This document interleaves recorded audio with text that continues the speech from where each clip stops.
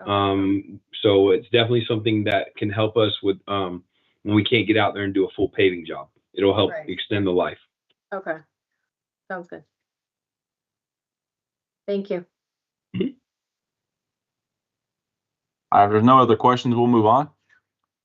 All Really right, so quick, here I we go. have Oh, one okay. really quick.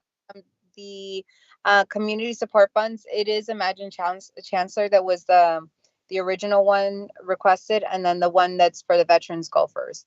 So those are the two that I received a request from Commissioner Turkin. Okay, perfect. Thank you. If you had a different one, if you had another one for the purple cobras, let me know. We can add it. But those are the two that we received: the Imagine Chancellors, and then for the veterans golf. Perfect. Thank you. No problem. All right, so for 7B and 7C, these are ones that I know the commission has some interest in, so I'll just read those aloud. The award invitation for bid number PWE 25-21B for the Arts and Cultural Auditorium Improvement Projects to Lasco Development. They won the RFP bid to do our audio and visual system over at the Arts and Cultural Auditorium, which me personally, I think we're going to have a beautiful setup over there, and it's going to have like a unique venue that not a lot of other cities have, especially with the historical aspect from our Arts and Cultural Center.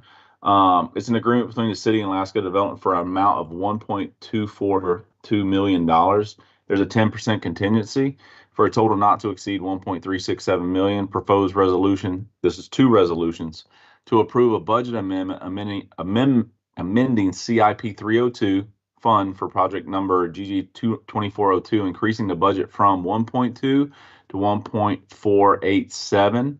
And our public works director, Kevin Ramsey, he's did a fabulous job with this project. He's online if you guys have any questions about the increased cost or the budget amendment aspect of it. Is it just strictly an increase of costs, and or is there something else being added? Kevin, did you hear that? Yeah, nothing else is being added. We had budgeted 1.1 million on our CIP, and the cost came in at the 1.22. So Okay. that's where we're at. Just construction cost in general. Okay. Thank you. Okay. Yeah. This is going to be a really, really cool project, and it's something that's been a long time coming. They should have done this whenever we did the entire renovation for the town square with the public portion of the project, but it wasn't completed. So now we're kind of, I think we should be ready to go by the time our staff holiday party is ready. So be a pretty cool setup. And I think we're trying to, from a design aspect, we're looking to do something like Christ Fellowship has. If you guys want to go over there and take a look at that setup. 7C, this is the children's schoolhouse. That's the repairs to the second floor. I'll let Andrew speak on this. He has a little bit more engineering knowledge than I do as far as the second floor improvements. Yeah, so we had some deflection in the floor. Some of the joists in the floor were sagging a little bit, and we had a structural engineer come out, and they've made some recommended repairs. This was an anticipated project. It's something that we definitely need to do to make sure that they can utilize the full facility. So we brought this forward. We went out to bid. We got the bid. We've opened, and we're pulling from fund balance. This is another one that was not a planned project, but it's necessary. So we opened the bids for 213, and then we're adding a 10% contingency for a total project cost of 264, including the contingency. And we'll be pulling $234,000 from fund balance in the 302 projects, or 303, this one. And Kevin's on. He can also answer any questions if you have any. No questions. All right. So moving on to 7D. This is the purchase of 10 units through a purchase order utilizing the Florida Sheriff's Office Association contracts. This is essentially 10 vehicles. This is a fleet request for $512,000. If you want Andrew to open it. apparently we're getting great deals on Ford Broncos. What? Yes. $30,000 for a 2025 Ford Bronco. Huh.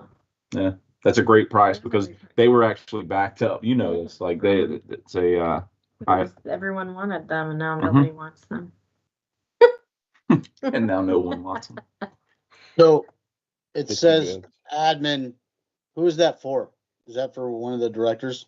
I'm assuming. That one is for me, Annalie Holmes.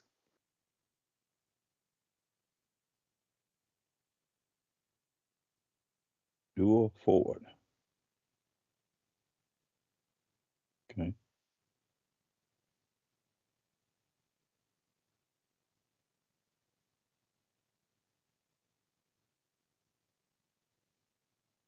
All right, we're going to move on. This is a sole source agreement with Barney's Pumps to provide parts and repairs and replacements to pumping stations in an amount not to exceed $400,000 annually. The reason why it's sole source, it's the configuration of our pump stations. We've had them, I think, close to 15 years. So annual costs. 7F is going to be a sole source purchase of 3 forensic workstations and issue a purchase order to Summary LLC, an amount not to exceed to $180,000 upon the execution of FDLE online STING grants. This is for a grant for online for forensic computer team as far as whenever they do their undercover operations for child sexual predators.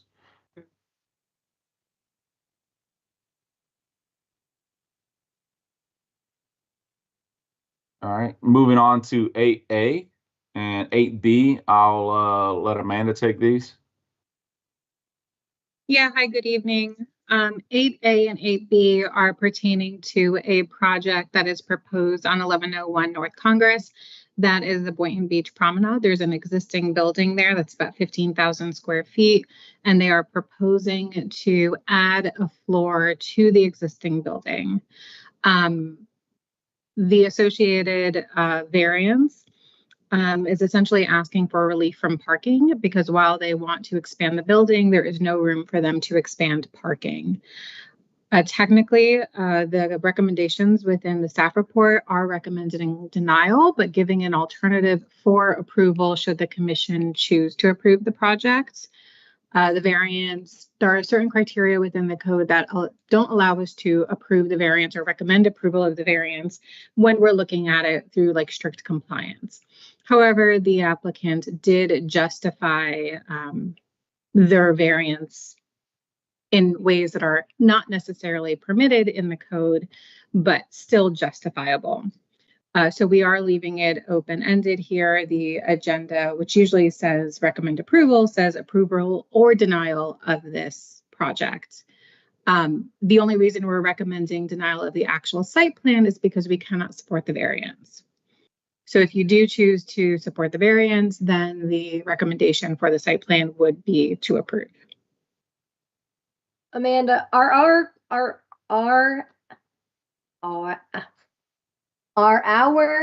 parking requirements for commercial excessive? Like, do we need to go through and look at what our requirements are? Are they really adding that much additional commercial space where, how many parking spots are they over? That sort of thing.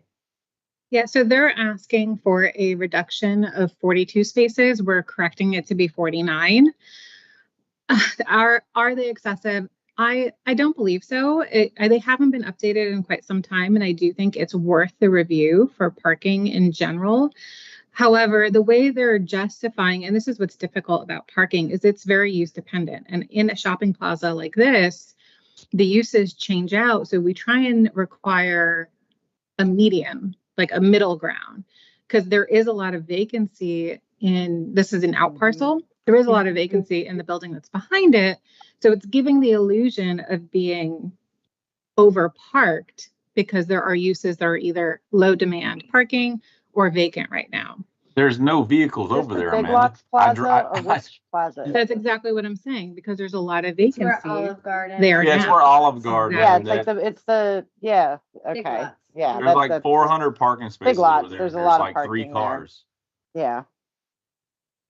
I get what Amanda's saying though. Yeah, I mean, I understand. That's why I'm asking if we need to reevaluate and look at what our requirements are and see if they need to be updated. Because the last thing I want to do is to say no to this amazing commercial space that's going to bring in, a professional business to the Congress Avenue corridor. I think that would be insane for us to so.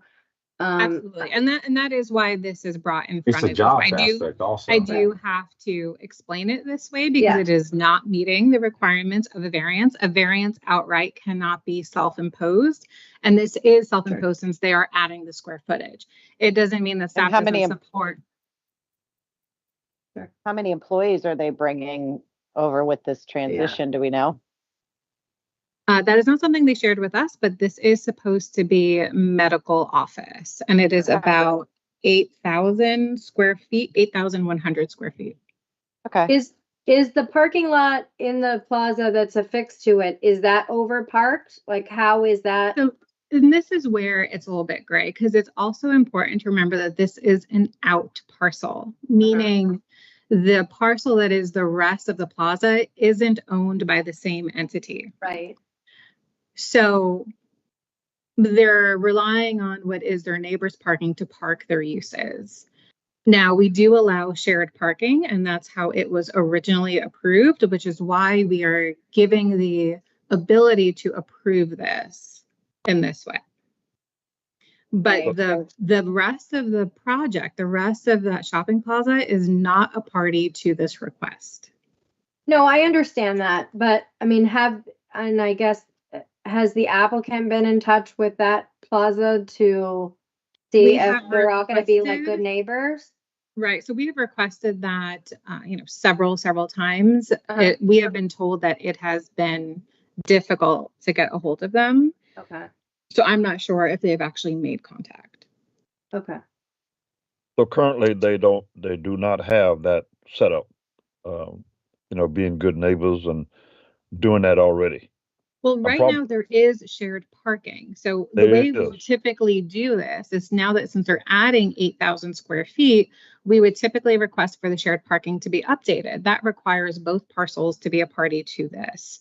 Since the other applicant is not a party to this, I can't change their shared parking. I can't tell them that they have rights and update a parcel that is not asking for this. So instead, they're asking for a variance from the request, meaning it's no longer required for them. We're talking seven spaces to approve that variance, right?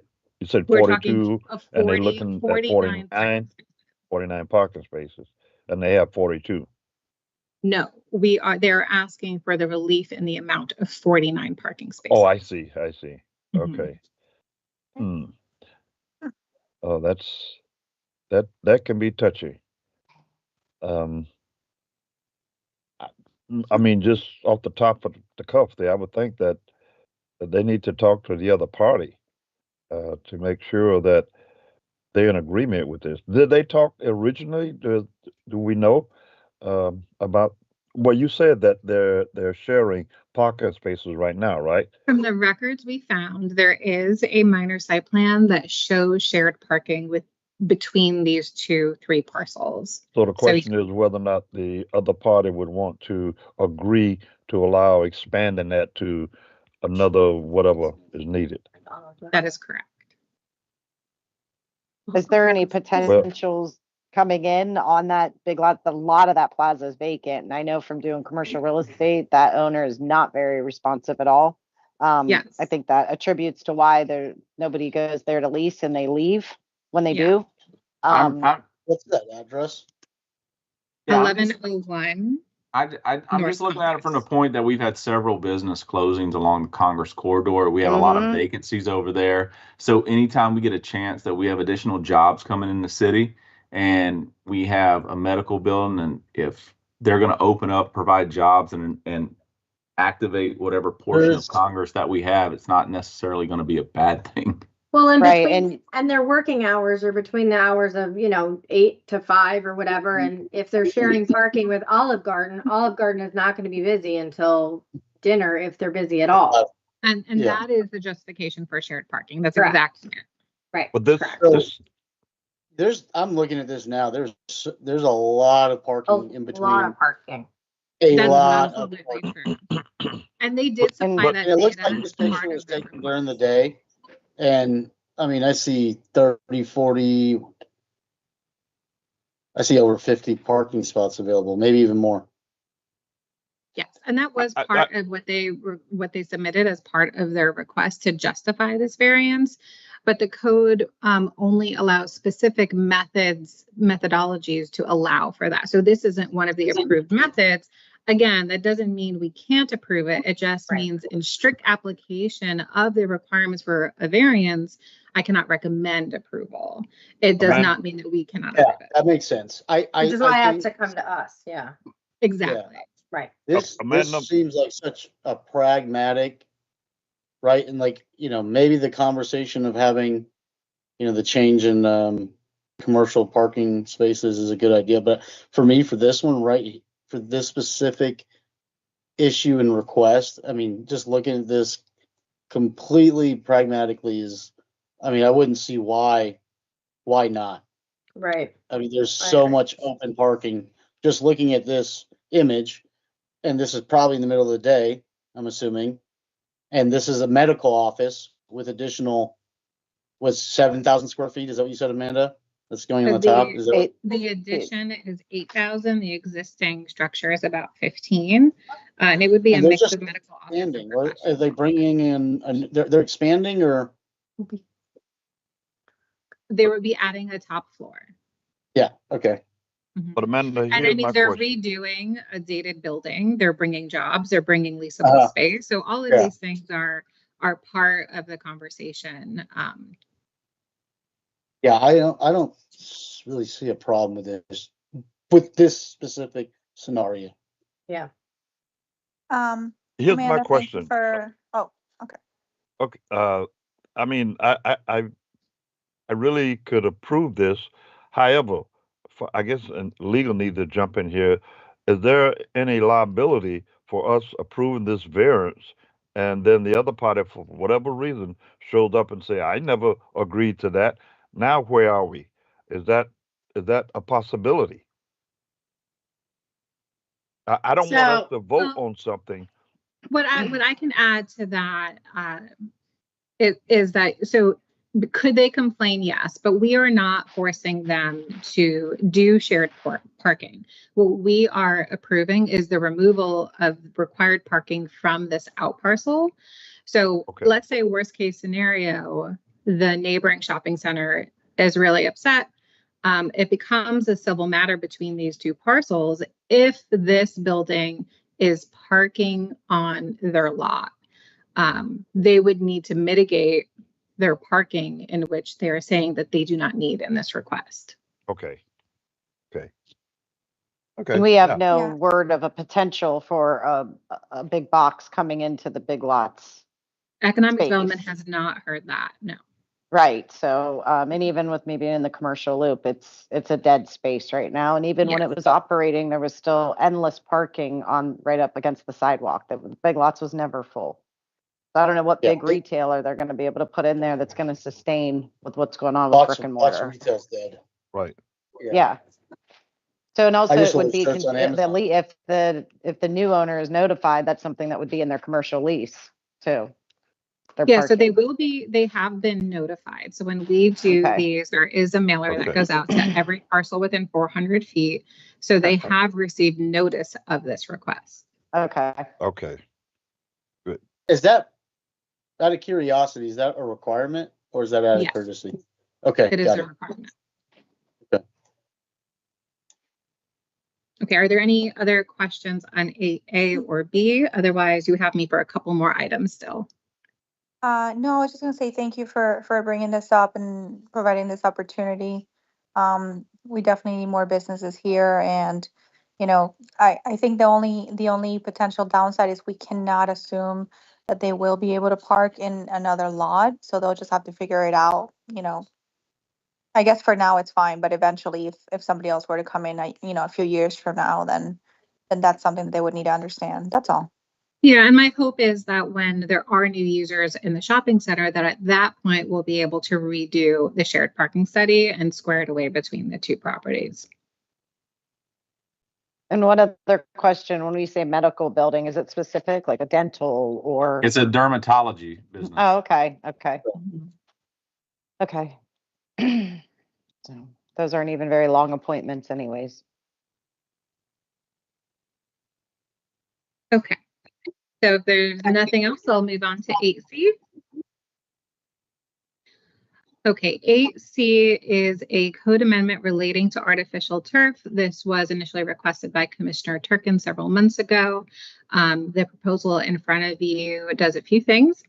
It now permits the use of artificial turf. We've taken some of the best practices that we've learned from other cities and other regulations. It allows turf. It does see turf as impervious, and there are a couple of triggers. So it is permitted if you're doing less than 800 square feet, and if you are doing, there's a certain amount of impervious or pervious area on your lot. So if you are triggering that threshold, it doesn't mean you can't do it, but it does mean you would have to provide drainage calculations so we can ensure that the property is draining appropriately. All of these standards that we have included, we looked at it through the lens of as long as it's draining properly, we are okay with it. So it would be allowed in the front, in the back, in the side, wherever you want to do it, as long as we are holding water the way we are supposed to. Perfect. I don't have any questions. Thanks for bringing this over, and thanks to everyone for supporting this. Yeah, I do support it, but why 800 square feet? Just for my clarification and understanding. Yeah, that's a great question. So that threshold was actually already in the code. It was based on like the average square foot of what your front yard may be, or your backyard would be. It is really just a trigger point. The more important trigger is the second part of the threshold, which is how much pervious space do you have on your lot? Meaning if your driveway is taking up half the lot and then you have like concrete to store your boat and you have, your backyard is a full patio, if you're triggering that 40%, then either way, we're going to have to check drainage. My reasoning for bringing that up, there are many places I know in District 2, I would love to see the beauty of artificial turf, but they may not qualify. But they would qualify. No, absolutely. And anyone could do it regardless of the trigger. That trigger is only if you need to provide drainage calculations or not. So if you're under it, we're just not even going to check. We're going to assume that it'll be fine. It won't affect drainage. But if you are over it, then we will be reviewing for drainage. Very good. Thank you very much. My pleasure. Okay, the next item, D, this is another code amendment. This has been talked about for a very long time. This is the revisions to the Art in Public Places program. There are three main things that are happening with this amendment. The first and most exciting is we are expanding the uses of which we can use public art dollars. We have added to the definition and to the program itself that beautification of public spaces would be an allowable use for public art dollars. That's the first big change. The second change would be an incentive for the pay in lieu of program versus the construction of art program. You essentially will be getting a 10% discount if you choose to contribute dollars into the fund versus if you are creating art on your site. And then the third thing that this does is basically a consolidation, clarify, deleted things all over the place. This program was in 3 different places in the code. So we essentially struck completely 2 of them. We consolidated all the information within the LDRs in one place.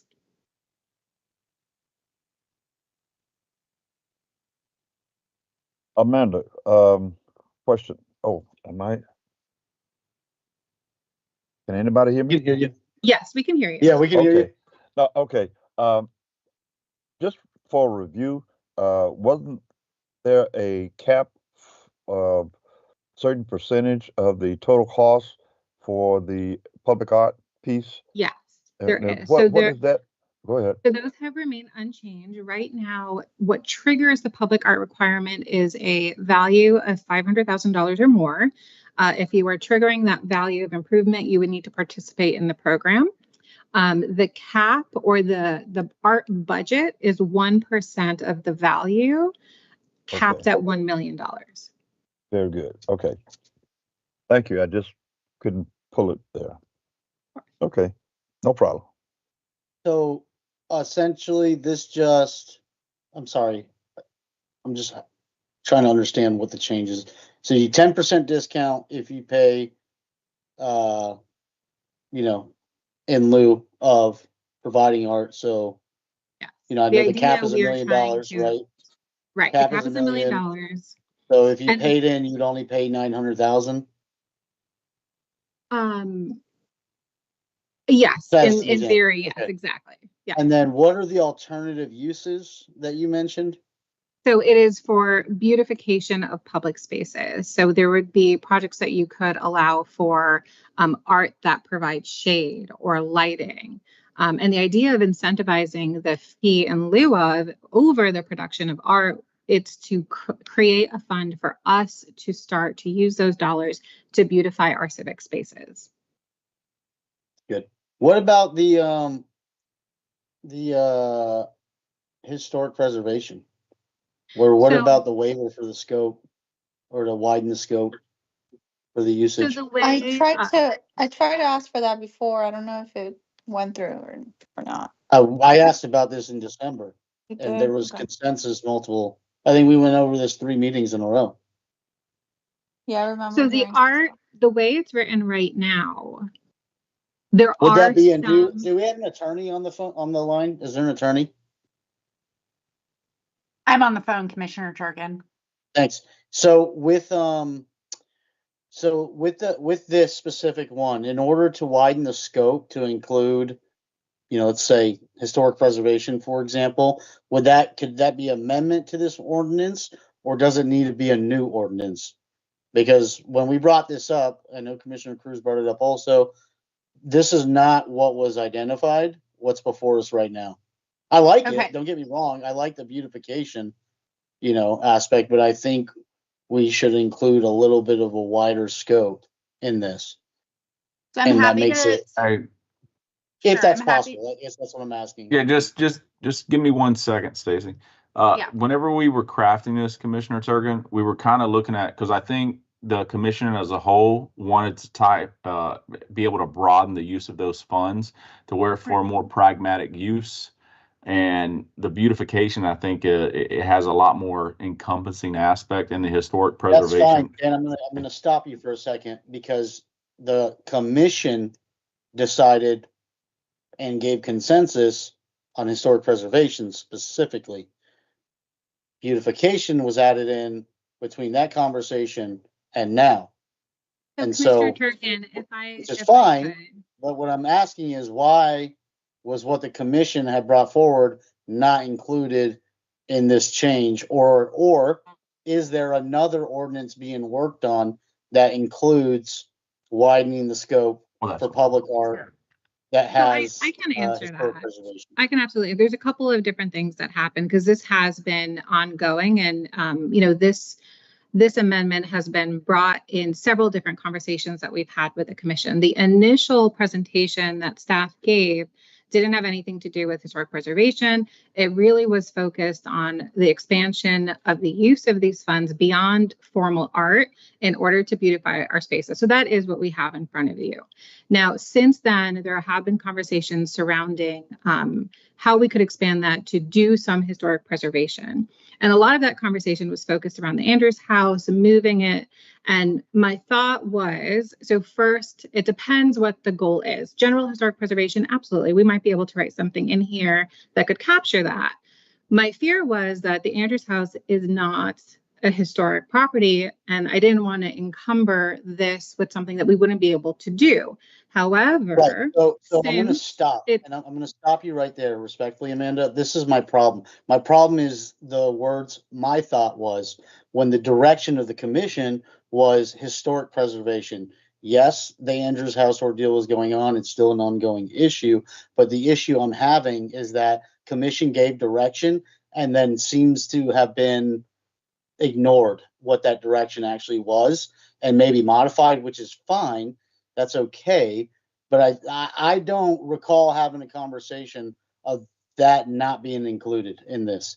that So absolutely unless wasn't there's the something intent. separate, meaning The intent was to make it so broad that we can cover anything that we can justify as beautification. So if moving a historic good. home can be justified, I think it's broad enough to cover that, but we can add some specific language regarding historic preservation if that is the will of the commission. The idea was to go so broad that as long as we approve the project, we can cover anything that the commission would like to cover.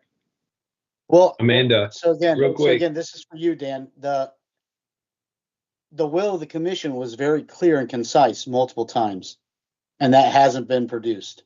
That is my concern. It has nothing to do with if it's beautification or historic preservation.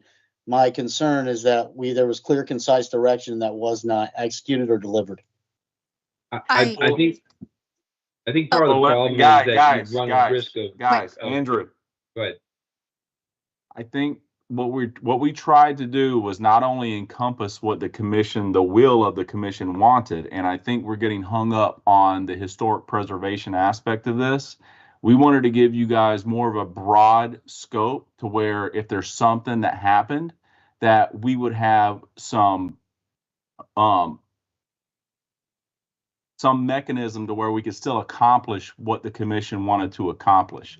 And if we want to go back and we want to table this and we want to do the specifics with the historic preservation, and that's the will of the commission, I have no issue with that. We were trying to I just think while we're at it, we might as well encompass everything that was said. This was not discussed. This is not what the commission decided to move forward, yet this is what's in front of us. I understand the reasoning, right? But if it's a complete change, we need to get back at it. I would rather address everything at once. This comes before us twice, and then versus starting back over.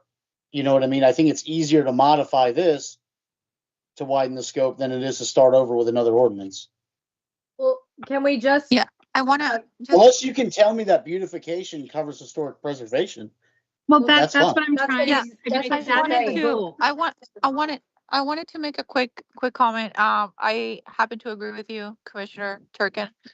I've also had some conversations, and you're right. We have had specific consensus to have certain items on there. I appreciate the fact that it's brought in, and maybe, I'll tell you, like, I have not yet read the ordinance, so I do need a chance to read it, and that's why we are having this agenda. So I will definitely be maybe asking for like a meeting with staff to talk about this, or the city attorney, whoever the relevant party is, or both, just to make sure that we're including everything that's important to discuss at the meeting. But yes, we definitely did have consensus from the commission, and I do agree with the sentiment. The intent was absolutely not to not follow consensus. I believe that this ordinance does what the commission is trying to do, which is have funds that is for a wide range of improvements to a site. So this can be used for beautification. And I absolutely do think that there is a case to be made that historic preservation could be a beautification project. It actually, the idea stemmed from the Andrews House. In discussions with the property owner, he wanted to relocate it to the corner. He wanted to put a use in there. He was talking about beautifying it into an urban plaza. And so that was the kind of thought to make it even bigger. So it's not just historic because this isn't a historic building, but because we're making it a public space, anything attached to that public space could probably be covered with this. Okay, that makes sense. Amanda, does it make it clear to use like an including but not limited to language, that you can just add that language, including but not limited to, so that we know that there's, kind of, we're writing this also for for the future And commissions too. and so I that- just want to be clear here is like, it's not that we, by no means were we trying to undermine the commission. I want to make that expressly clear on this meeting. What we were trying to do is accomplish. That's what it seemed like. Yeah. What I just want to make that clear. Not to me, but go ahead. What the commission wanted to accomplish with this, staff was trying to accomplish, and just not put you guys in such a small box to where you had some leeway to accomplish everything Amanda wanted to accomplish with the Andrews house. And that was the intent. I know the old saying goes, no good deed goes unpunished. And it wasn't our intent to sit here and like try to undermine you guys. We were actually trying to do the opposite of that. No, this is better. This is fine. I just needed to know. I needed to know what the thought process of beautification was, and now I understand that. We're good. We're good. Okay. And Commissioner Turkin, what we'll do is we do have a presentation that we're working on that hopefully will make it explicitly clear. We'll show images. We'll even show some historic examples. And I will absolutely add some clarifying language to know that historic preservation is one of the uses where these funds can be going towards. Perfect. Yeah, I think I like that. It's okay. Yeah, this is good. This is good. Commissioner Cruz, you still have your hands up. Do you want to? Yeah, sorry. I just put it back up for a second. I guess my question was, once this does pass, and if and when it does pass, would that then be under the purview of staff to decide like what makes it or what doesn't make it? No. That's a great question. This is 100% going to be in the purview of the commission, Commissioner Oh, Cruz. let me clarify. really? That's not no, that's not entirely true either. Let me clarify. So we are doing this amendment ahead of the art master plan to get some of the things that the commission has asked us to do out of the way. This is not changing the process for approval yet. The commission always has the right to pull this to the commission level. However, the way it's written right now, and this is unchanged, the art advisory board approves art projects. And then the commission can call up anything that they would like to.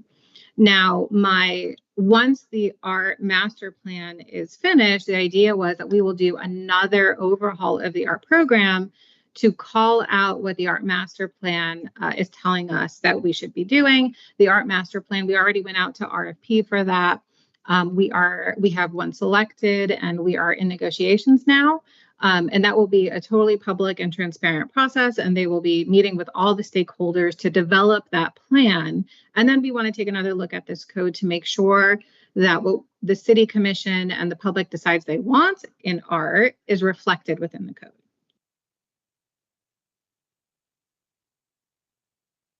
Great. Awesome.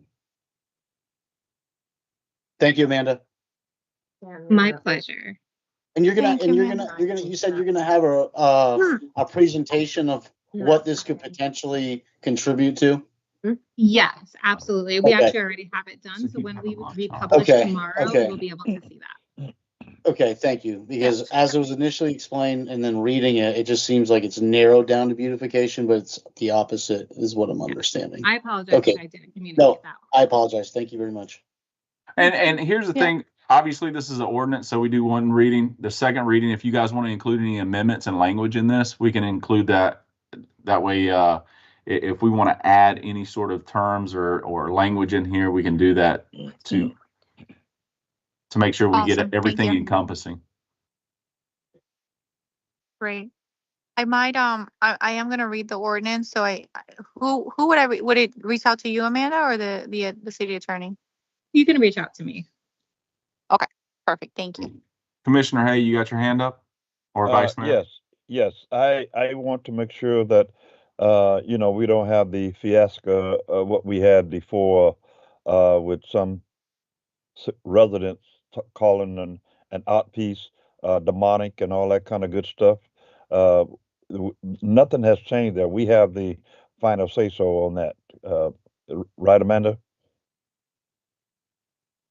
You remember what we had out on Congress? Yes, I absolutely do. That is what started this conversation all those months ago. You may want to just in 25 words the Reader's Digest version for the purpose of explaining it to our new mayor. Yeah, art is a difficult Please. thing, and cities do this a lot of different ways. Some commissions do not want the kind of approving power over art because art, just by its nature, does not make everyone happy, and that Right. definitely came to a head with the PBS project that happened. There was a piece that was approved by the art board, and there was a group of residents that was, nothing short of outraged by that piece of art. That's part of what started the art master plan, is so the city commission and the community as a whole can decide what types of art, what types of themes, what types of things we should be using these funds for, and trying to incentivize the public dollar use of it versus the private use of it. Because a lot of the things that are controversial, someone's putting art on their property, they're going to pick what they want, the art board's going to approve it, and we're going to be done. That's why we are trying to incentivize the pay in lieu of program, so that becomes the will of the commission and the advisory board for wider range projects. If we want to fund a fountain in Centennial Park, we can do it with this money. If we want to fund the relocation of a building and, a civic space around that new building, we can do that with this fund. That was the thought behind incentivizing dollars versus private art. Okay. All right. Thank you.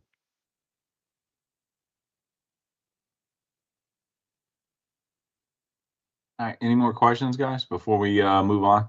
All right. Andrew, click on 9A, please.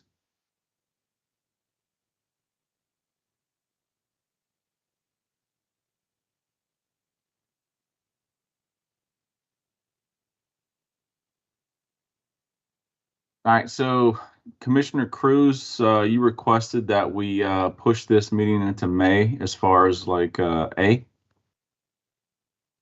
Yes, we had a talk about the ordinance and making sure that we just have everything being included. So it would probably need a little more time for that to work together, and yeah, it's because it's multiple things. Okay. Item B. Real Yeah, quick go- on that, Dan, on the ordinance with the hours, can staff, or I guess Adam and Sean and Stacy, can y'all provide multiple options with that in respect to staff offering the waiver? Because I've been getting a lot of feedback from the people in the construction industry, concrete guys, about this coming up, and I want to make sure that we have all of our options on the table, because Well- majority of these concrete companies pour in the morning, and so they're hearing about this and it's not going over well. And so I want to make sure that we have a mechanism, or at least an option, to discuss when this does come before us, if that makes sense. Yeah, my understanding, and that's a valid point. I and Adam shared this with me. A lot of times it's the size of the job, and obviously, Andrew, you're going to be the subject matter expert. Andrew did multiple developments in the past. It's a matter of the concrete, I guess, setting, the size of the job, not upsetting the traffic flow during the daytime. So it's something that you guys it's definitely going to be a larger discussion than I think what we're anticipating from the I'm dais. curious. I mean, there's a lot. I just want to make sure that those options are there, so that, when we have that conversation, we're not going back and forth. Okay. All right. Adam, are you on? Yes, you did. Okay. You guys got any anything you I want to say? just agree that obviously when you're doing large projects, I think Dan's right on the money that, small projects don't warrant that type of waiver. But when you're doing very Right. large projects, like Foundry was one of them, doing that much concrete pours, it's necessary to provide them alternate methods to accomplish the pouring and completion of the project. So these waivers are very necessary to accomplish this. Understand that we need to balance that with impacts to the residents, which is what this task is going to be.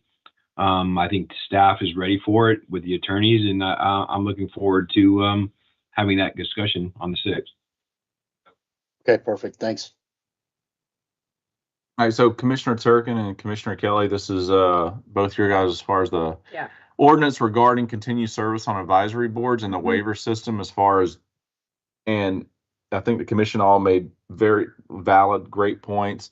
If we have city residents that want to continue serving, I think the commission should be able to authorize waivers.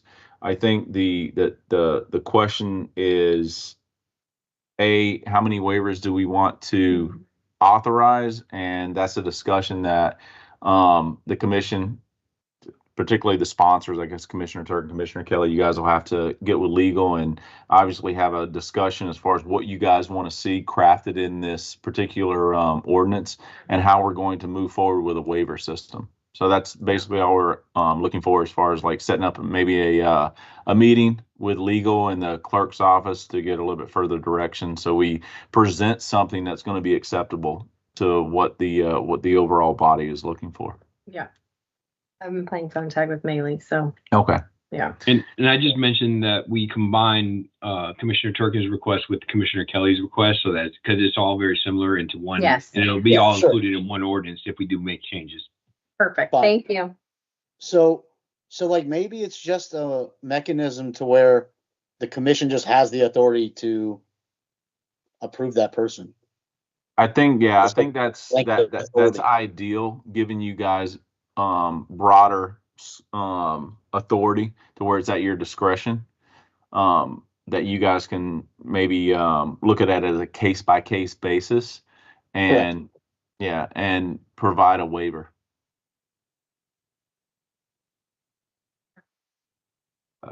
If there's no other questions on that one, I'll move forward. C is the master plan to light it up. Light it up. Right, This Vice is Mayor Hay, we're gonna light up the city. This is Vice got Mayor that- Hay you and got that Commissioner right. Commissioner That's right. Turkin. Yes.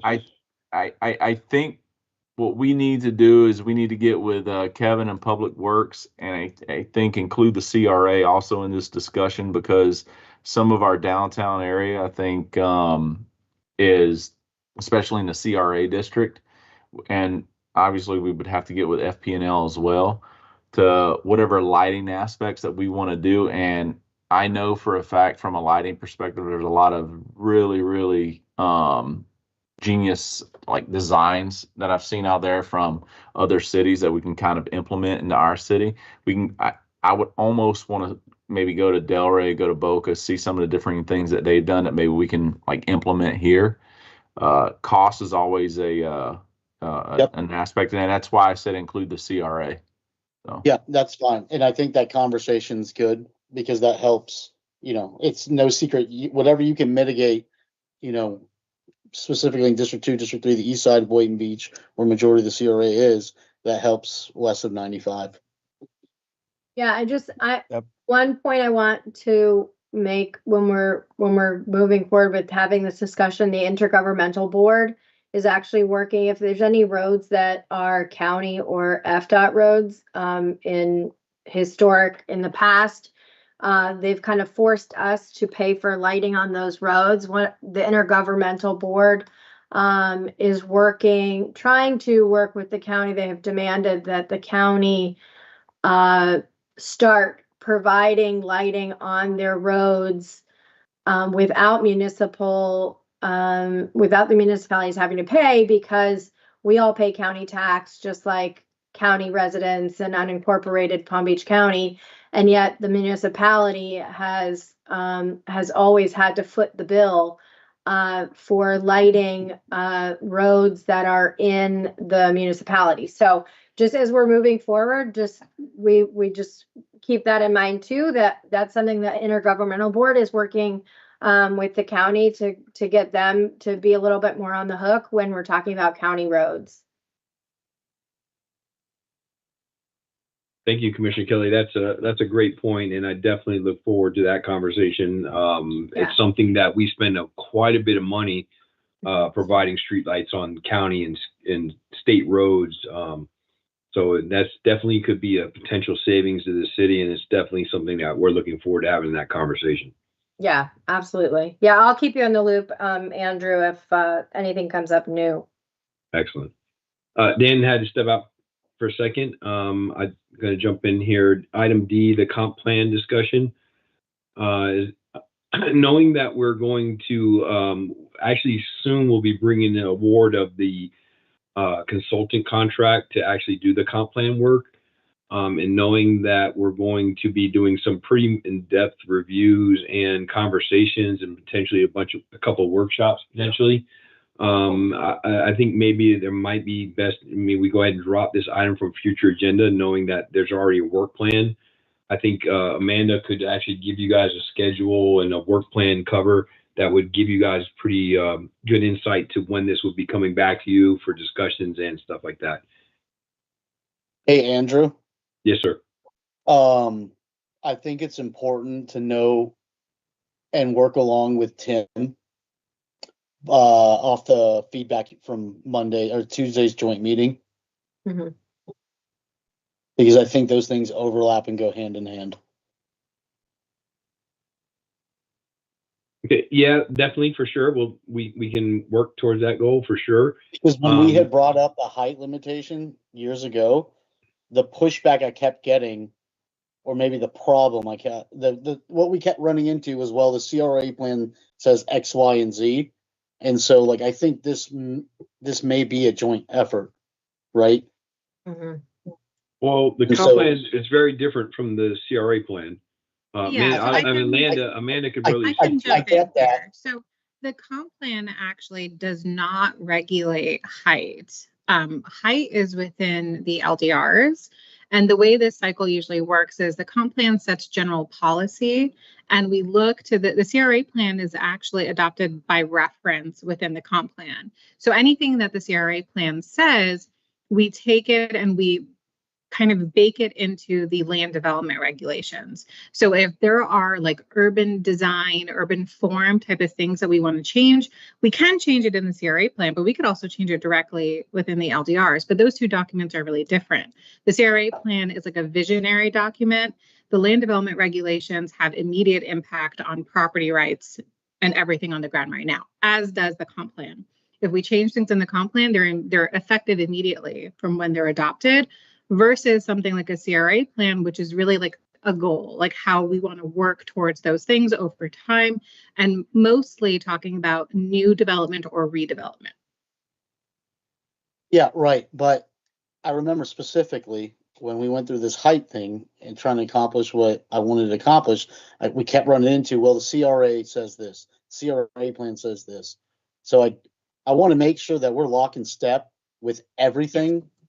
So that way there's no, well, this says that, you know what I mean? Because we all need to be moving in the right direction in every aspect with every plan. Yeah.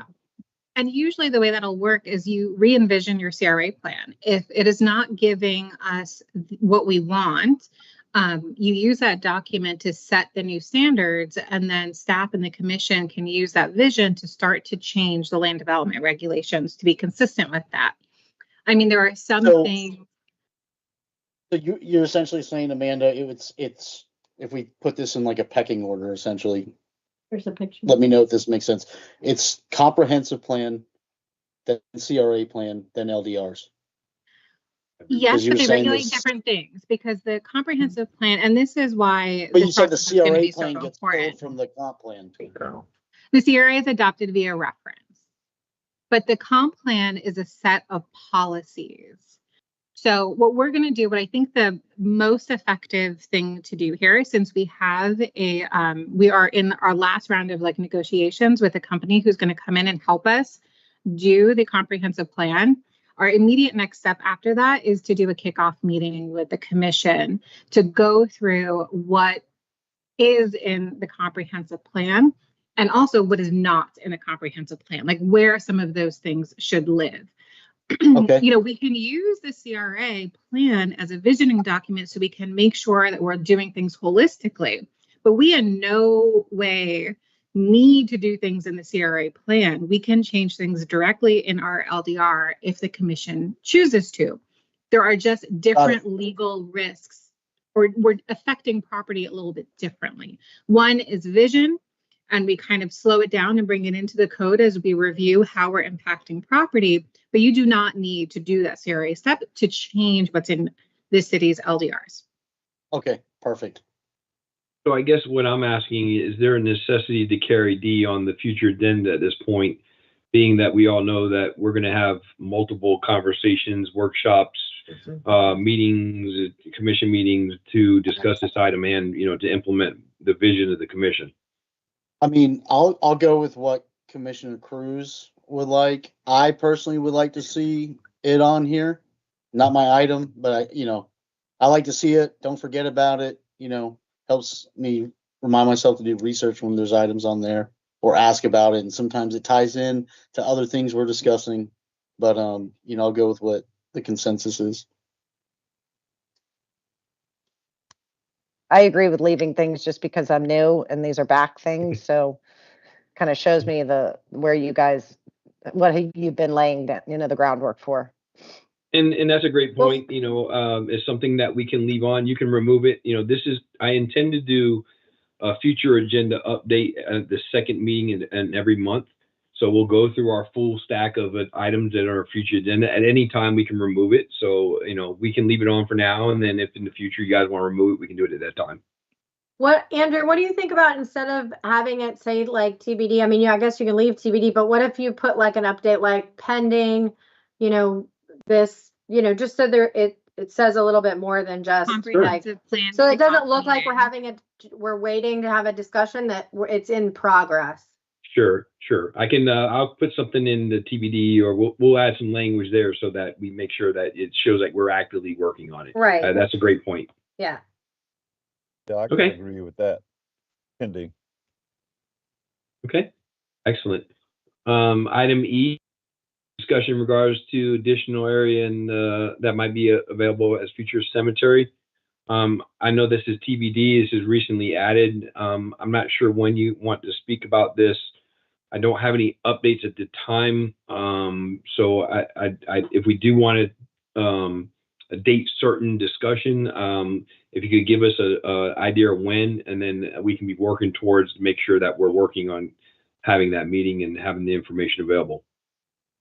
What I'm looking for is something that we can have that's concrete to some extent, more than where we are right now in terms of locations and negotiations. And there are several places that we're looking at, as we have talked about, Andrew. And I think we need to get a little more information before we try to set a date. As you know, and as you heard from the community meetings that we have once a month at the end of the month, there's a lot of concern about that. But I think as a temporary fix, the Sarah Sims modification will suffice for right now. Meanwhile, we really need to look seriously at the other areas that we have discussed. So I guess I don't want to set a date now unless you have something concrete that we can share with the people. And I don't at this point. So that is something that we'll work towards. Thank you for discussing that and bringing that information forward. We'll work with our real estate section, Gail Moose, to start looking at actual potential sites that we could bring back to the commission and have a discussion exactly if this would meet their needs of the future cemetery. Okay, that's fine with me. Perfect. Okay. Yeah. Go ahead, Dan.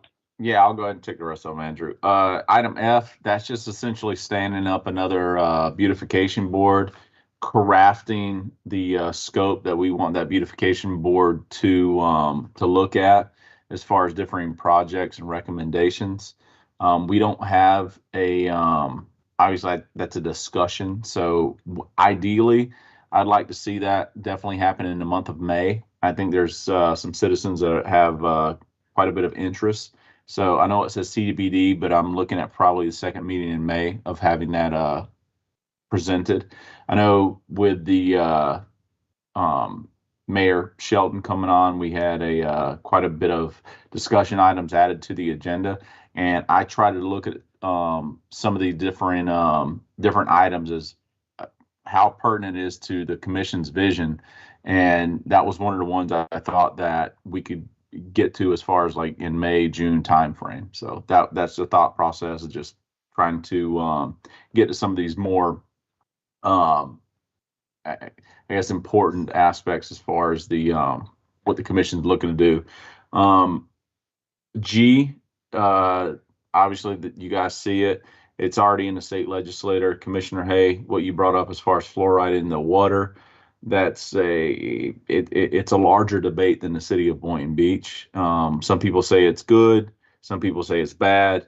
So we just we're going to look for direction from the state. If you have anything to add to that. No, I don't. And you're absolutely correct, but it's something that we have to stay on top of. Andrew, you want to take H? Sure. I know this is something that Commissioner Hay brought up. I really, at this point, I'd like to know if this is something that you would like to speak on in the future. I know that we've taken care of the odor control problem, or at least temporarily, at the lift station 317, which is near ABC Liquor and Burger King. You guys approved the temporary odor control system that's there. It's working well. We're not receiving a bunch of complaints at this point regarding lift stations and odor control.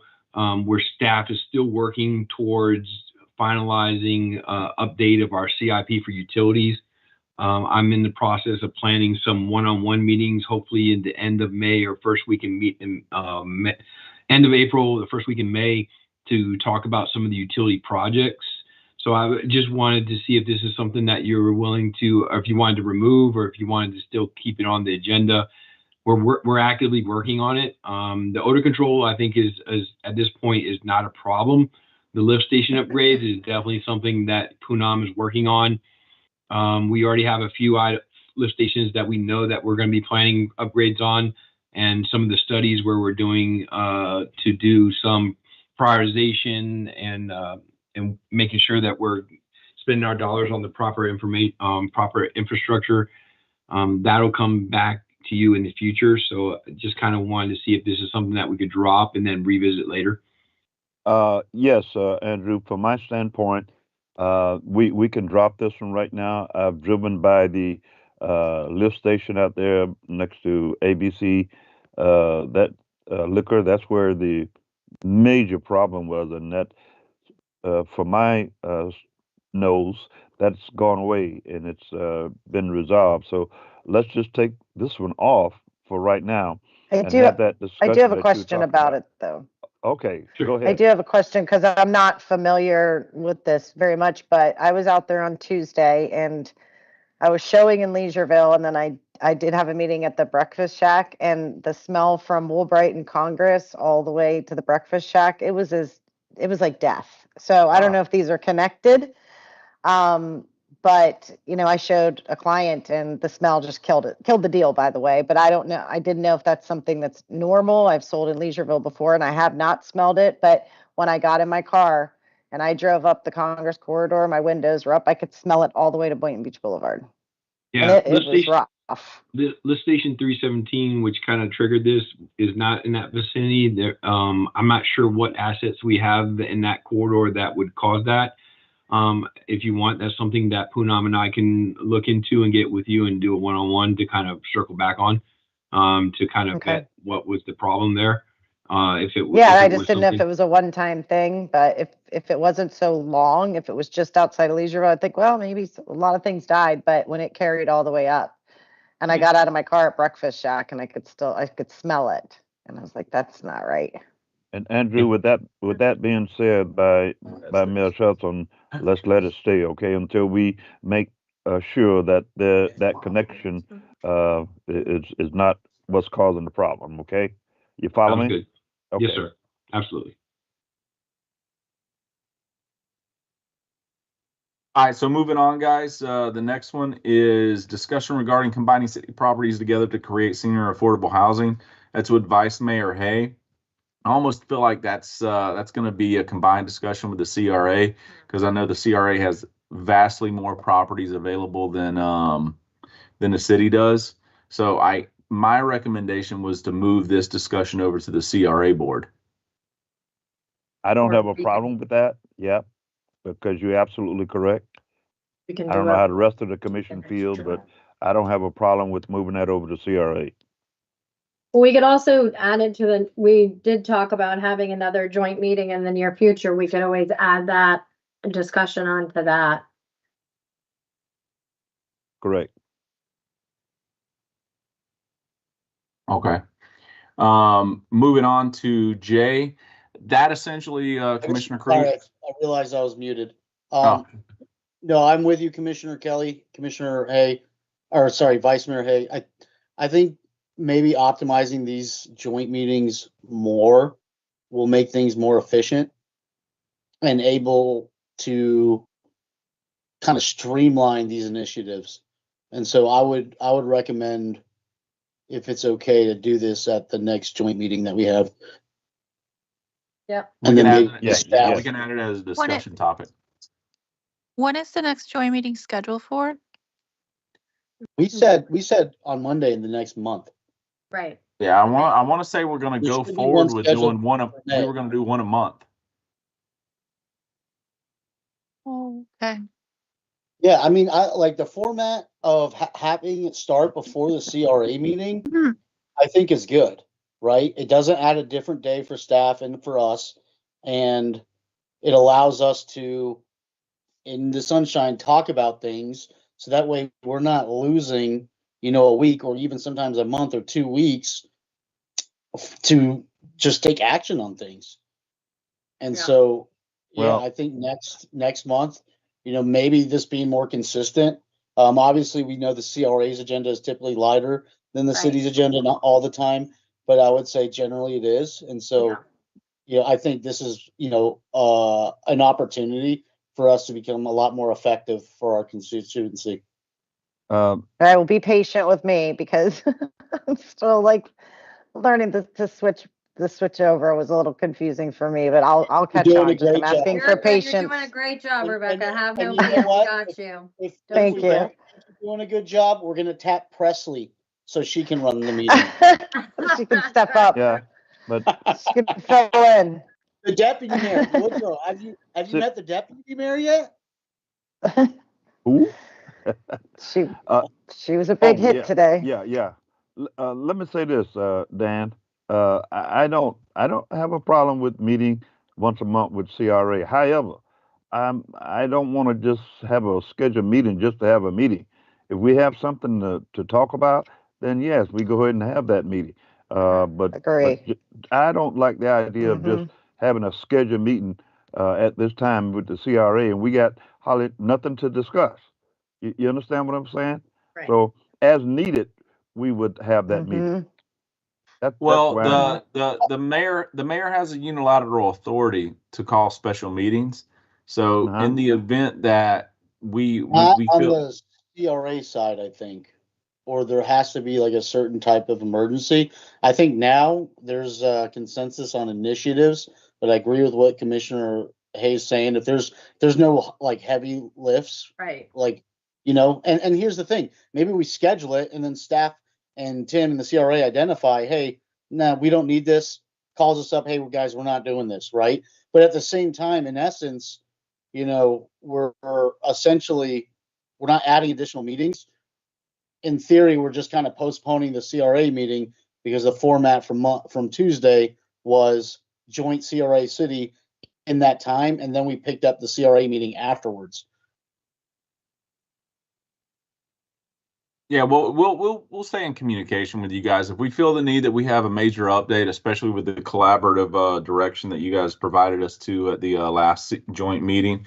I know we still have to meet with the CRA. Me, Andrew, and Adam were in here. We were discussing setting up the meeting with Tim to try to look at the vision that the commission had and the CRA board had going forward with the marina project. When we have an update, we'll definitely request an additional meeting from you guys. So that's not an issue. Perfect. Sounds great. Yep. That's Getting good. through these next two items, both Jay, that's going to be more of a negotiation meeting or MOU because it involves union employees. And I don't know how much discussion you've had, Commissioner Cruz, as far as with Candace going through that, but it's definitely going to have to be it's going to have to involve opening a collective bargaining agreement. And I think we've had this discussion. It's not an issue adding them to the essential personnel when they respond to some of these differing. The most common event that we have in South Florida is hurricanes. And that's what this is going to be applicable to. So, and we would just have to add them to the essential personnel. I think it's both going to be an ordinance change, and I think it's also going to be a change to their collective bargaining agreement. Yeah, thank you, Dan. I have met with staff before. I do see that on March 11th. Wasn't that election day? It says Yeah, staff that request. was. Yeah, that was I didn't. election day. I didn't get anything. If it was an email, maybe I could have missed it, but I haven't really. This is something that I don't think we need to like. I don't feel that additional discussion is needed. We're going to be able to accomplish this from both a city side and also a union side to get this language put in that you want to see, and then we can present the language and bring it back to the commission. This is not going to be a heavy lift. Awesome. And I think the thing that we did talk about was basically like doing it around like July budget time, so we could just budget for it for the next budget cycle and not have to make budget amendments. No, I don't because the great thing about this change, any sort of double hazmat pay or hazard pay that community standards incurs, there's going to be a reimbursement aspect to that on the federal side with From FEMA. FEMA. Yeah. So it's really not going to. If and when, right? If and when it's gonna be budget neutral essentially because we're going to get reimbursement. Okay, sounds good. Thank you. K, discussion regarding amendments to the Code of Ordinance regarding flooding in the community. Is John Kuntzman on? Yeah. Yes. Also, I don't know how, again, it says on 4/8 staff followed up. I'm not sure who specifically followed up because I don't have any, unless it was an email that I missed, but that was like 2 days ago. Commissioner Cruz, this is Adam. I sent an email a couple of days ago, just following up on meeting with members of the community. I think that was our last conversation, that you wanted to have a meeting with us and some members of the public. Yes. Okay. Oh, sorry. I didn't see that email. I went through it today and I didn't see it, but I can connect with you and I think now that things have like cooled off a little bit, I think we do have more time and opportunity to do that. Okay. We'll coordinate with you. Thanks. Yes, sir. Thanks. I know that was a lot of discussion, guys. So go ahead and close out of that, Andrew, and move on to the discussion item. So 10A, Adam, you want to take this one or Amanda? Yeah, I have this one. This is a pretty easy request. This has to do with the Pulte Cottage District.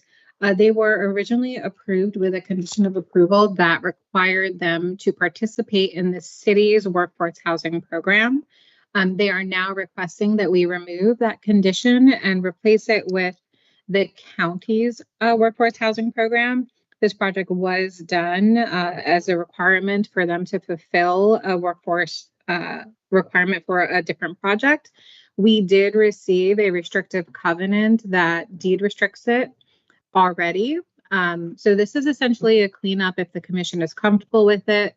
The only thing that really changes from one program to the other is who has monitoring power and authority. So in this case, it would not be the city, it would be the county.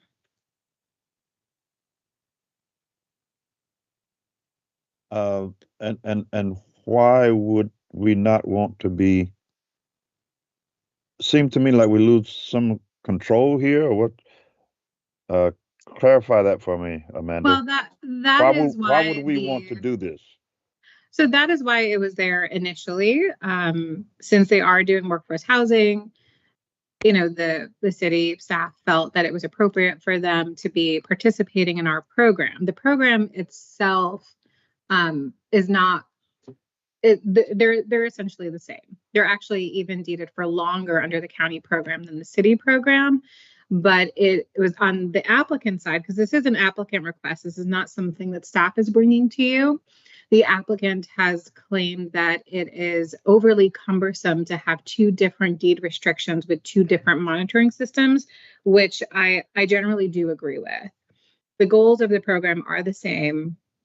They are already deed restricted as workforce housing, but the city will not be responsible for monitoring them. Okay.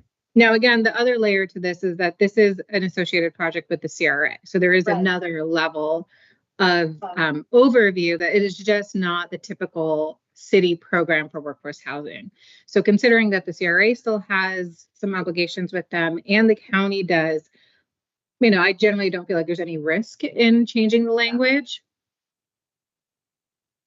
But Thank you, Amanda. That's exactly what I was going to bring up, is that this also falls into the CRA, where we actually provided, sold the land and have quarterly updates and everything that is required under their agreement with the CRA. So I think that, I think that we're still going to get updates. It's just with a different hat on. Amanda, still, just help me out here. If we wanted to have some leverage in ensuring that 15% be minority contractors on a project, would we relinquish that to the county? We would have no say-so in terms of trying to enforce any restriction, limitation, or whatever? Well, that isn't part of the city's workforce housing program. I do believe that is happening through the CRA now anyway. Okay. So, all right.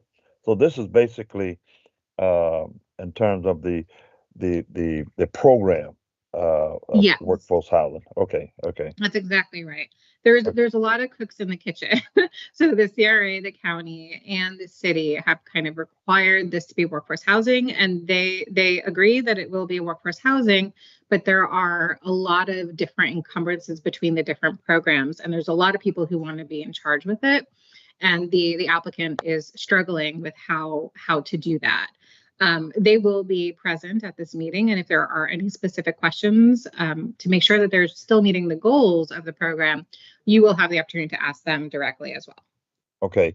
And by going this route, we would not be losing any opportunities as such as pertain to the workforce housing project program. If you are happy with the workforce housing as presented to the CRA, then no, because it is already deed restricted. They already have a recorded covenants through the county.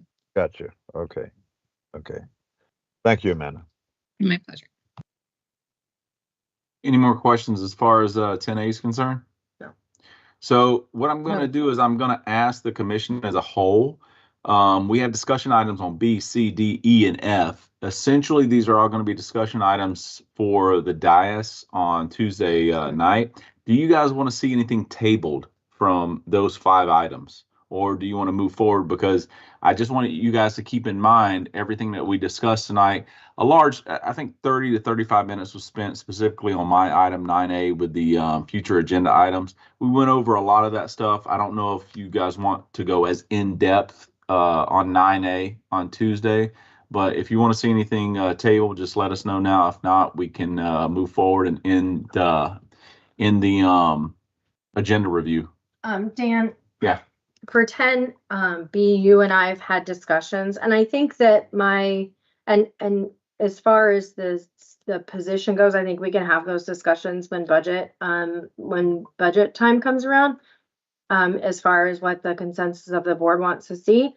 But I think that it is important for the public to, because I've spoken to a lot of the public, and obviously we've gotten some requests that have come up through public comment, to just kind of have a summary of, doesn't necessarily need to be a history on the position but where we're going, how they can reach out, the different departments. I know I saw something on social media, but you know, I would say, you know, a lot of our residents are either not on social media or, you know, so I would like to kind of just get a, kind of a, I don't want to say a presentation, but it can be, and it doesn't have to even happen this week.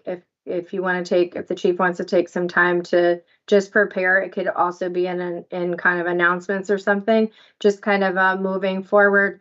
This is how our animal care and control issues will be handled. These are the numbers. I know there was a nice flyer that the department did. So I think that would be important for the residents to see, and something that we can push out to the residents so that we have something as we get calls or we get concerns. But as far as the position, I think that we can push that off to talk about it more during the budget cycle if that's something that the will of the board wants to see. Are you guys good with tabling 10B until the budget cycle comes closer? I am. Yes. I am, but I have one comment on this issue, which also would go back to some other issues on code and stuff. But I think when this does roll out, I think it's important that we make it very easy for people to find this on the website, because that's one of the biggest complaints I get is it's very hard to find the everyday things, you know, whether that's code enforcement, but I think this should be on the forefront too. Like maybe the biggest issues or things that people need to use the website get moved to the front of the website, easy to find, and this would definitely be one of them. Yeah, exactly. Thank you. Understood. Okay, so Andrew, you got that tabling 10B? Yes, sir. Okay, discussion providing an update on Fire Station 3. I think we need to go forward with that. Absolutely. So 10D, candidate filing fees and sign bonds. Do you guys want to go forward with this one? I know, Mayor. Yes. Yes. Okay. Yes. Yes. Okay. Yeah, if it's All right. ready. Yes. So, Quick question. Where's the status for the verification via ordinance? is that going to be part of this discussion item? No, Mayor? I think when I spoke to Sean, she's told me that she's got clarity on that specific item. These are the ones that they requested that had come back to talk about the exact fees. Perfect. Okay. Perfect. I just didn't see it on future agenda items, so I just want to make sure that Yeah. hasn't So fell once you through guys the have cracks. this discussion, we'll bring back the ordinance for first reading. For everything. Got it. Perfect. 10E, I think we need to go forward with, because the sooner we can get certainty on this item specifically, because we need to look at building out that board completely, or that committee. And then we also have a upcoming election in March of 2026. And I think ideally we want to get any sort of referendum items on that specific date. So I think we need to move forward. So Okay. Dan, just to comment on 10E really fast, I think that this is a twofold discussion for the commission, at least, is one, the immediate charter review committee and whether or not you want to establish that by resolution, and two, whether or not they want to establish by ordinance a recurring charter review process every 5 to 10 years, et cetera. The city does not have that process in its code currently, and a lot of other municipalities do, to ensure that there is frequent or recurring review. So I just want to bring that up, that I think both of those should be considered when you talk about that. Agreed. Yes. Yes. Yeah. Okay.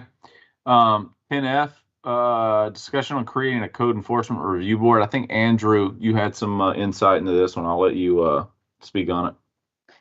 Is this in exchange for the magistrate system? I think it was identifying multiple options. Like I think what I brought up last time was like looking at I think Del Rey does it, where they have residents, like a board, review the residential component, and then the magistrate reviews the commercial component. Everybody's gone. But I want to get some sorry, Nat. I want to get like some examples from what other cities do. So if there's not a lot of like research or other information, Okay. I'm okay with postponing this. Okay. I think what I would mention, that I know there's a lot of talk about, standards with community standards and what we're enforcing and what we're not enforcing. I can just say that in general, you know, we used to have actually a community code enforcement board, and I would just say to you that, in my opinion, when you're doing enforcement, I think the code enforcement board the community is a little more lenient versus the magistrate. Agree. And I think that's something that right now, I would stick with the magistrate, in my opinion, just because if we're trying to toe the line on code or make sure that we're, you know, making our residents accountable to the code, the magistrate would be a better vehicle in doing that temporarily.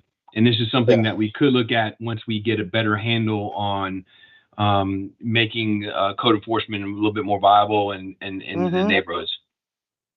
Yeah, I think Absolutely. Well, and I think we need more code. I think code enforcement is a conversation in and of its own self. Yeah. Well, it goes back to changing the very old ordinances, right? Yes. And the condition of housing that has changed, you know, whether the ordinance is 30 years old. Well, we didn't have 8 people living in a 2-bedroom 30 years ago and 6 cars parked on sidewalks and blocking our first responders, you know, and we're dealing with that in 2 out of, you know, the 4 districts. So I think this is a whole animal, but on its own. But I think if we start putting citizens in some of these positions, I mean, people are afraid now to report because you can't remain anonymous. And, you know, friendships get made. And we saw what happened in Delray when some of the code people were literally getting paid off in a district to not, you know, write up the violations. So I do have kind of an issue with that. And I feel like we already have a hard time recruiting for boards. And there's a lot of risk in this part of this job, because especially in our district, Commissioner Turkin, is code and crime connect. And so I think it's a little bit of a scary situation compared to. Maybe we amend this item to be more of a discussion of the actual ordinances, and because that ordinance is included in the board, and then we can have more of a broader conversation. And ordinances and funding mechanisms and making the east side much cleaner. Okay. That's what we need. Okay, I actually what I'll do is this should actually be a workshop during the actually. weekends and code during the evenings, and we need you know code on the weekends. Yeah. How about scratch the review board? Let's do discussion on creating largest code enforcement initiative the city's ever seen, and cleaning up. You know, clean. I mean, the east side of Boynton Beach has more non-HOA resident neighborhoods than the west side. And I just, you know. And I know this from meeting with some neighboring city code departments since I've been in office.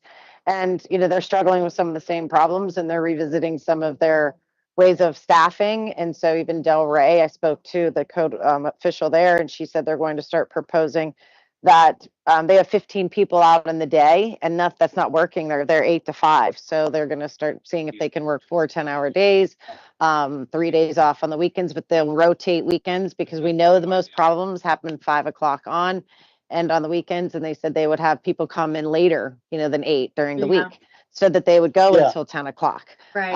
And that was a proven success rate in Fort Lauderdale, where the new code lady in Delray was just recruited from, and she was down there 20 years. So, you know, we have to start really looking at you know, what's going on, because I mean, I can tell you from living in this district for 20 years, and I've seen it through the sober homes and everything, and we got rid of that. But, you know, Pelican it's a drug house, and it's got mold on the outside, and there's no floors. I mean, it's trash 7 days a week. It's a junkyard, and we have to start with these. It's 3 blocks. So, you know, it's mind blowing to me. So let's kick the review board. Well, let's do discussion creating code enforcement overall. Commissioner or Vice Mayor Hay had his hand up. I just want to give him an opportunity to speak. No, I just feel that you bring in another layer of management discussion or whatever when you start bringing citizens in, and I know a lot of them are influenced by different things. And I would like to leave it in the hand of the magistrate, because that person has no vested interest except to enforce the ordinances and laws of the city.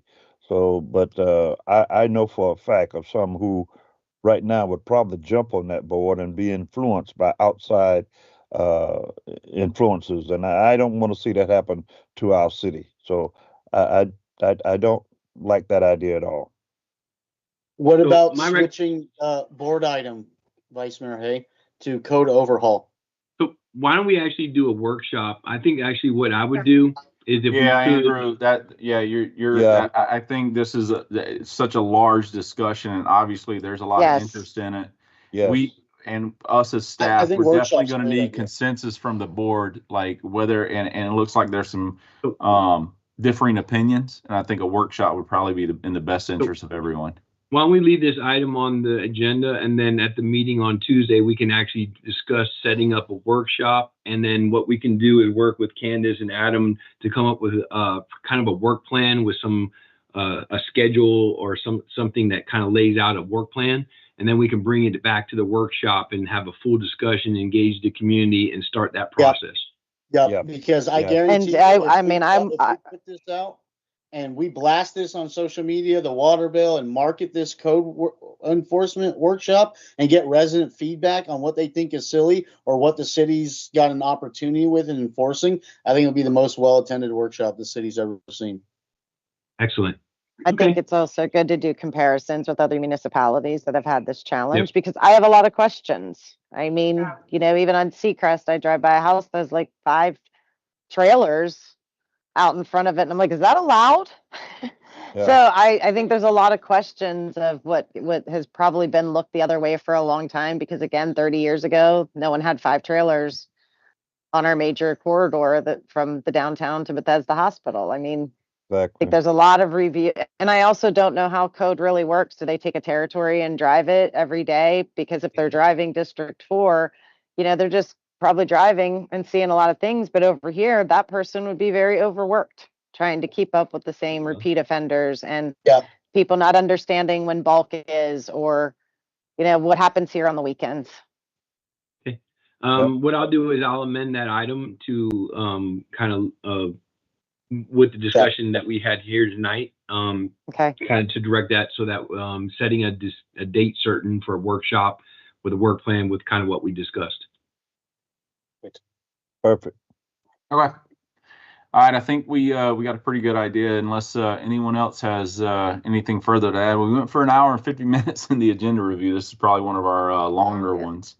Yeah, real quick, Dan, I just got one thing. So last commission meeting, I think, or maybe the one before that, we approved to get the roads done throughout the district. When is that coming back?